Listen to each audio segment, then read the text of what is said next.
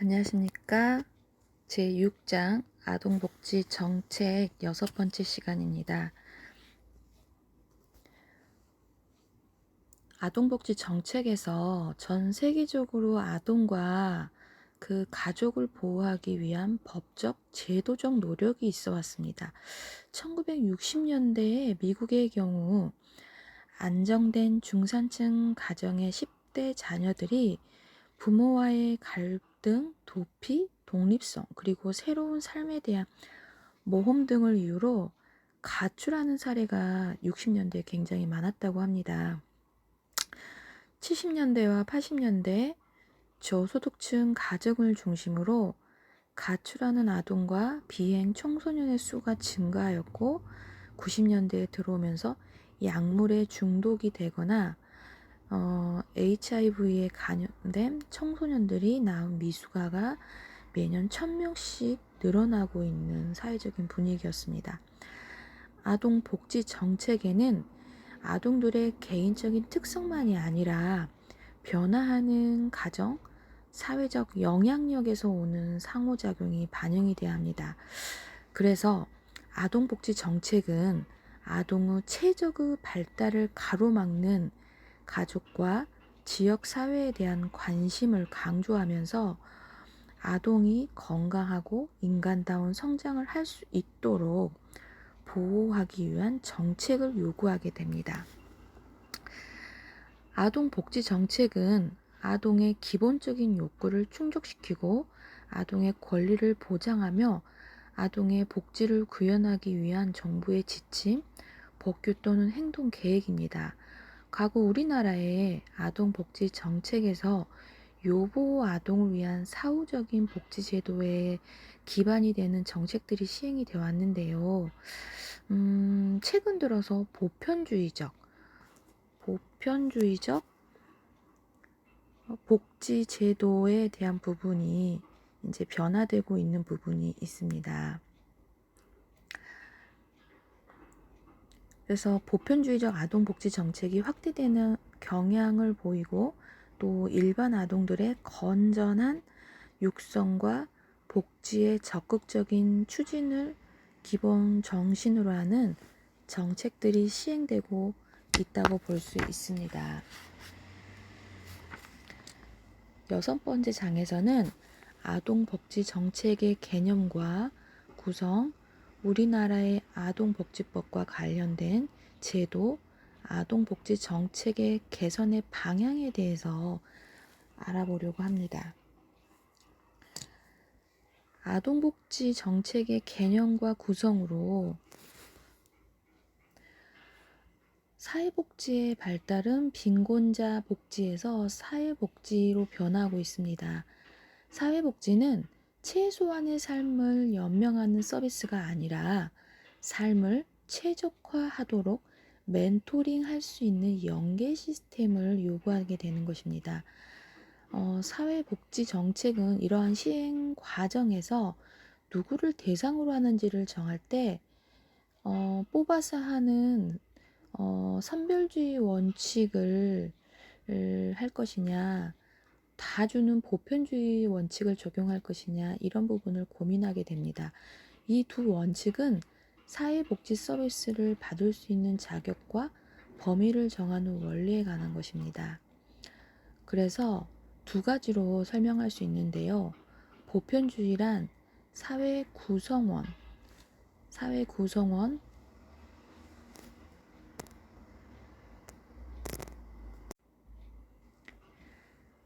모두가 당면하는 문제 혹은 위험에 대해 사회 전체가 대응해야 한다는 주장입니다. 그래서 보편주의자들은 적은 비용의 예방 프로그램을 갖는 장기적 비용 효과로부터 장기적인 저축을 유도할 수 있고 낮은 행정 비용을 기대할 수 있다라고 예상했습니다. 그래서 보편주의 입각한 아동복지 정책으로는 출산급여라든지 아동수당이라든지 아동을 위한 공공교육이 해당이 됩니다.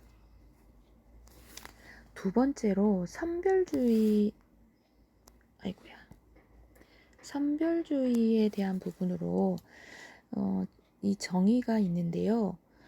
이것은 스스로 욕구를 충족시킬 능력이 있는 사람은 정부로부터 급여를 받아서는 안 되며, 세금을 납부할 능력이 있는 사람은 자활 능력이 없는 소수를 위해서만 세금을 납부해야 한다는 것이 선별주의의 정의입니다. 그래서 선별주의자들은 개인의 삶은 개인이 책임을 져야 한다고 주장을 했고요. 선별주의에 입각한 아동복지 정책으로는 공공부조에 의한 소득지원 제도를 주장을 했습니다. 이것이 대표적인 건데요. 선별주의와 보편주의에 대한 논쟁의 핵심을 기초로 아동복지 정책의 개념과 구성 내용을 앞으로 더 살펴보도록 하겠습니다. 아동복지 정책의 개념을 다시 한번 정리를 해보면 아동복지와 정책 이 두 용어를 구분할 필요가 있습니다. 복지와 정책. 아동복지는 아동이 성장하고 발달하는 과정에서 영향을 줄 수 있는 사회, 가정 환경을 포함한 삶의 질 전체와 관련이 있다고 볼 수 있습니다. 정책은 행위에 대한 어떤 명시적인 행위 방침을 의미합니다. 따라서 아동복지 정책이란 사회에서 아동복지를 조직하고 아동복지를 제공하는 주요 제도들의 기능에 관련된 행위 방침을 확정하기 위한 제반 결정과 선택이라고 할 수 있습니다. 또 다른 정의에 의하면 아동복지 정책이란 주어진 사회와 아동의 안녕과 행복을 증진하기 위하여 집합적으로 채택하고 실천하는 구체적인 정책 및 프로그램 체계를 의미합니다. 또 다른 학자들은 아동복지 정책이란 정부가 아동의 복지를 설정한 방침이라고 정의하면서 그 수준은 현실적으로 국가의 성격과 복지 이념이 정해진 기준에 의해 결정된다고 보았습니다. 그래서 1차적으로 아동복지 정책은 요보 아동에게 직접적인 서비스를 제공하는 것과 일반 아동을 보호하기 위해 정책을 주장하는 것을 말합니다.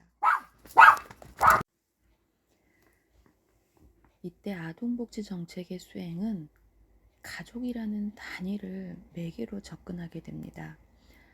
아동의 입장에서 볼 때 가족은 아동을 위해 사회적, 교육적으로 건강한 보호 요구를 충족시키는 1차적 사회 서비스의 대행자이기 때문입니다. 그래서 아동복지는 가족에 기초하여 실제적인 참여, 보호, 지원을 해야 합니다. 아동복지 정책은 아동과 그들을 보호하는 가족에 대한 정책을 동시에 검토함으로써 이해할 수 있을 것입니다. 저소득층 아동을 1차적인 표적으로 하는 사회보험, 공공부조, 아동을 보호하는 가정을 대상으로 합니다. 아동복지 정책은 아동만의 복지를 목표로 하는 전통적인 정책에서 아동 및 가족의 삶의 질 향상, 아동이 살고 있는 가정의 복지를 지향하는 아동 및 가족 복지 정책으로 전환이 되고 있습니다. 두 번째로 아동복지 정책에 대한 부분으로 구성에 대해서 살펴보도록 하겠습니다. 이 구성은 사회보장기본법에서 살펴볼 수 있는데요. 사회보장은 모든 국민이 인간다운 생활을 할 수 있도록 최저생활을 보장하고 국민 개개인이 생활 수준을 향상시킬 수 있는 제도와 여건을 조성하여 그 시행에 있어 형평과 효율의 조화를 도모함으로써 복지사회를 실현하는 것이 기본 이념으로 합니다. 사회보장이란 질병, 장애, 노령, 실업, 사망 등의 사회적 위험으로부터 모든 국민을 보호하고 빈곤을 해소하며 국민 생활의 질을 향상시키기 위하여 제공되는 사회보험, 공공부조, 사회복지 서비스 및 관련 복지 제도를 말합니다. 아동복지정책은 사회보험, 공공부조, 사회복지 서비스, 사회수당 등으로 구성이 됩니다. 이 실효성 있는 아동복지 정책의 구성은 아동의 복지 요구를 충족시키고 미래 세대의 건전한 성장 발달을 지원하게 됩니다. 우리 교재 145페이지에 아동복지 정책의 구성과 프로그램에 대한 부분으로 사회보험의 내용은 피보험자의 보험료를 기준으로 급여를 지급하는 공적연금제도이고 재정은 본인이나 고용주, 국가의 3자 기여 방식을 채택하여 관리하는 국가 담당하는 보험입니다. 특성으로는 이제 현금이라든지 현물을 주고 관리는 중앙 정부에서 관리해서 사회보험을 관리하게 됩니다. 공공부조의 내용은 최저 수준 이하의 개인에게 최저 생계비 미만의 수입만 국가가 보조하는 방법입니다. 자산조사에 의한 개인 욕구의 측정과 확인을 통해 급여 기준을 선정하게 됩니다. 사회복지 서비스에서 가정생활을 보호 또는 회복시키며 개인의 내외적 문제를 대처해 나갈 수 있도록 개인의 발전을 촉진, 도움을 제공하는 서비스가 사회복지 서비스의 내용입니다. 다음의 내용은 사회수당인데요. 그 내용은 일정 범위에 속한 모든 국민에게 조세에 의하여 일정액의 현금이나 서비스를 제공하는 방법입니다. 경제적 효과보다는 사회적 통합 효과를 추구하는 부분으로 이것도 중앙정부에서 관리를 하게 됩니다.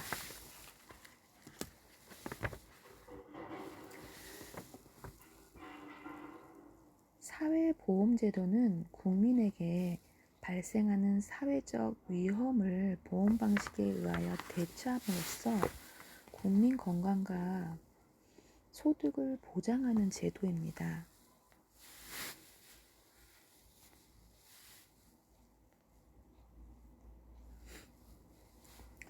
사회적 위험은 사망이라든지 노령, 장애, 질병이 이제 이 사회적 위험에 속하게 되는데요. 사람들을 보호하기 위해 강제적 가입 방식에 의해 운영되는 프로그램이며 모든 가입자에게 최저한의 기초 생계를 유지할 수 있을 정도의 소득을 보장해주는 제도입니다. 일반적으로 보장 수준의 결정은 개인적인 생활 수준이나 기여 정도보다는 현재의 욕구에 따라 결정이 됩니다. 대부분의 사회보험 제도는 사회보장이나 의료보장의 형태로 보험가입자 또는 아동의 복지를 보장하는 부분입니다. 선진국인 영국과 스웨덴의 경우 같은 살펴보면 아동을 양육하는 부모를 대상으로 시행하는 부모보험제도가 사회보험제도에 해당이 됩니다. 우리나라는 아동과 그 가족을 대상으로 특화된 사회보험은 발달하지는 않았습니다. 그렇지만 국민연금이나 고용보험이 모든 가구를 대상으로 한다는 점에서 아동복지 정책의 한 범주라고 할 수 있겠습니다.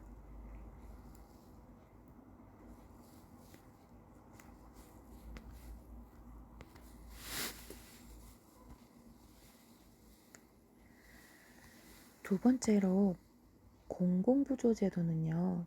국가 및 지방자치단체의 책임하에서 생활유지 능력이 없거나 생활이 어려운 국민의 최저 생활을 보장하고 자립을 지원하는 제도입니다. 공공부조의 재원은 국가의 일반 조세이며 공공부조 대상자들은 법에서 정한 적절한 부조 대상자에 해당하는지 여부를 판단하기 위하여 자산조사와 같은 일정한 심사를 받게 됩니다. 미국과 유럽 복지국가에서는 아동을 양육하는 가구의 빈곤 문제를 1차적인 소득 보장의 대상으로 삼고 있습니다. 그 대표적인 예로 미국의 한시 빈곤 가정 지원 제도입니다. 이 제도는 아동이 있는 저소득 가구를 대상으로 하는 대표적인 공공부조 제도입니다. 대부분의 국가는 일반적 공공부조 제도로 빈곤 아동 가구의 기초소득 보장을 도모합니다. 우리나라의 공공부조 프로그램으로는 국민기초생활보장제도, 긴급복지지원제도가 있습니다.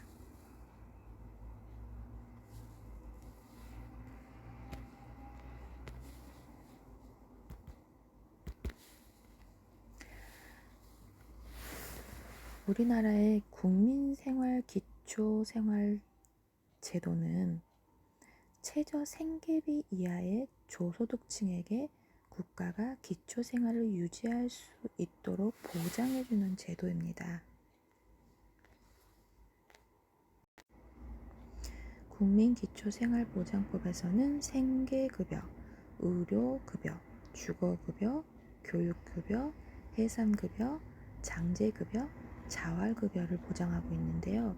이때 지급되는 보조금은 차액 지급 방식을 이용하여 모든 수급자가 최저 생계비 수준의 생활을 보장받고 소득이 낮은 수급자에게 더 많은 혜택이 돌아가도록 하고 있습니다. 수급자의 가구 유형에는 대부분 노인, 장애인, 모자, 부자 가구 등 취약계층 가구가 있습니다. 긴급 복지지원 제도는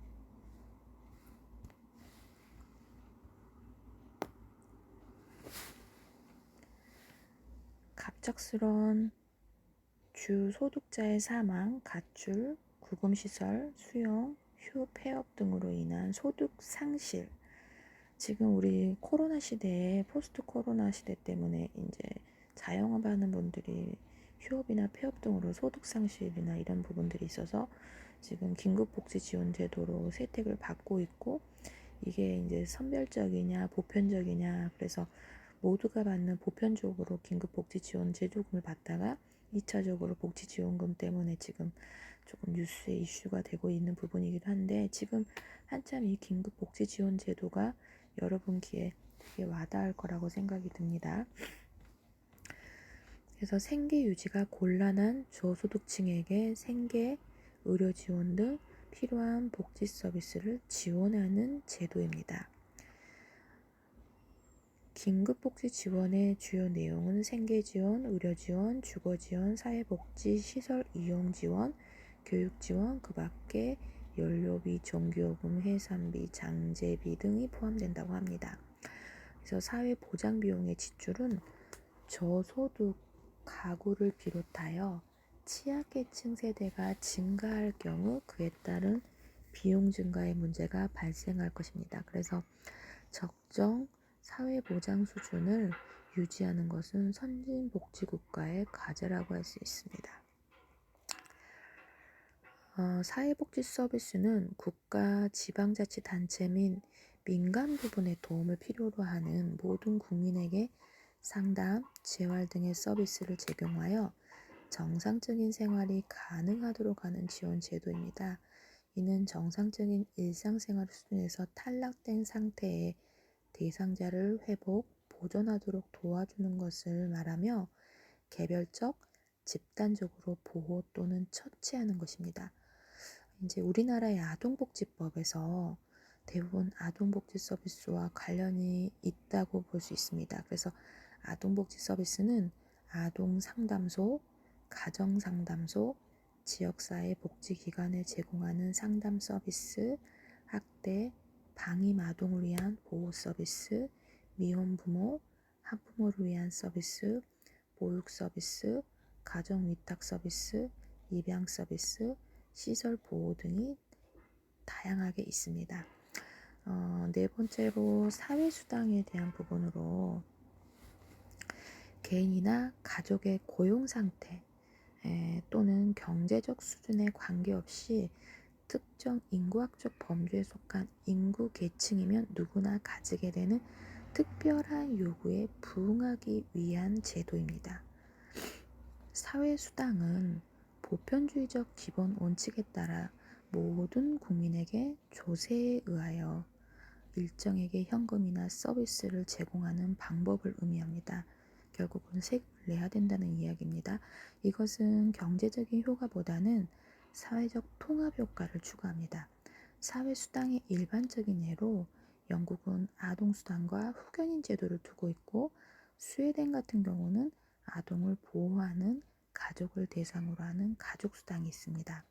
우리나라의 경우는 아동 양육에 따른 경제적인 부담을 경감하고 아동의 기본적 권리와 복지 증진을 위해서 2018년부터 하반기 9월부터 아동수당을 도입하였습니다. 2020년 기준으로 7세 미만의 모든 아동에게 지급되고 있습니다. 그래서 긴급복지지원제도의 주요 내용으로 우리 교재 148페이지에 긴급복지지원의 주요 내용, 그래서 생계, 의료, 주거, 복지시설 이용은 금전과 현물을 지원하는 부분의 위기 상황에서 주는 급여의 내용이었고, 부가 급여는 교육과 그 밖의 지원 파트에서 위기 사유 발생으로 생계 유지가 곤란한 자에게 지원한다라고 되어 있습니다. 그래서 민간 기관 단체와 연계해서 긴급 지원 사업에 대한 2019년 보건복지부의 주요 내용들이 표로 제시되어 있고, 149페이지를 살펴보면 외국의 아동수당 제도, 그래서 이제 아까도 말씀드렸지만 스웨덴이라든지 영국, 이렇게 선진국의 아동 복지를 위한 수당이라든지 이런 부분을 먼저 안내를 드렸는데, 이제 그 149페이지는 프랑스 18세 미만의 아동에게 자녀가 2명 이상인 가정에게 매달 지불을 하는데요. 자녀가 2명인 경우 124달러를 지급하고, 그 셋째 그 이상의 자녀의 경우 자녀 한 명당 159달러를 지급해서 자녀의 연령이 10살에서 15살인 경우에는 자녀 한 명당 35달러를 추가로 지급해서 15세 이상인 경우에는 자녀 한 명당 62달러를 지급한다고 합니다. 되게 많은 것 같지만 유로화가 굉장히 물가가 다르기 때문에 그래도 자녀 2명 이상이 120달러 지급을 한다는 게 어딥니까, 그죠? 임신 5개월째부터 출산 후 3개월까지 자산조사를 거치지 않고 178달러의 영아수당을 지급하여 그 이후부터 자녀가 3세에 이를 때까지 자산조사를 거쳐서 지급한다라고 되어 있습니다. 전 세계적으로 선진국이지만 그 출산에 대한 부분으로 이렇게 국가가 함께 정책적인 부분으로 지원한다는 것들을 살펴볼 수 있을 것 같습니다. 가까운 나라 일본도 첫째 자녀는 4살까지, 둘째 자녀는 3세 미만까지 소득 기준에 부합하고 자녀가 1명 이상인 가족에 대해 매달 지급하고, 소득 기준은 가구 소득이 4인 가족 기준 연간 36,540달러 이하여야 한다고 합니다. 셋째와 둘째 자녀에 대해서 51달러를 지급하고, 셋째 그 이하 자녀에 대해서는 102달러, 2배로 주네요. 스웨덴은 16세 미만인 경우, 그래서 자녀가 1명 이상인 가정에게 매달 지급하고, 첫째 자녀에 100달러, 둘째 자녀에서 200달러, 셋째 자녀에서 326달러, 넷째는 479달러, 다섯째 이하는 598달러를 지급한다고 합니다. 다섯만 키워도 거의 한 600달러 가까운 금액을 주네요. 영국은 16세 미만으로 자녀가 1명 이상인 가정에 매주, 지금 매주라고 합니다. 매달이 아니고 그래서 첫째 자녀는 16달러를 지급하고 추가 자녀 한 명당 13달러를 제공하고 한 부모 가정의 첫째 자녀에 대해서는 10달러를 추가로 지급한다고 합니다.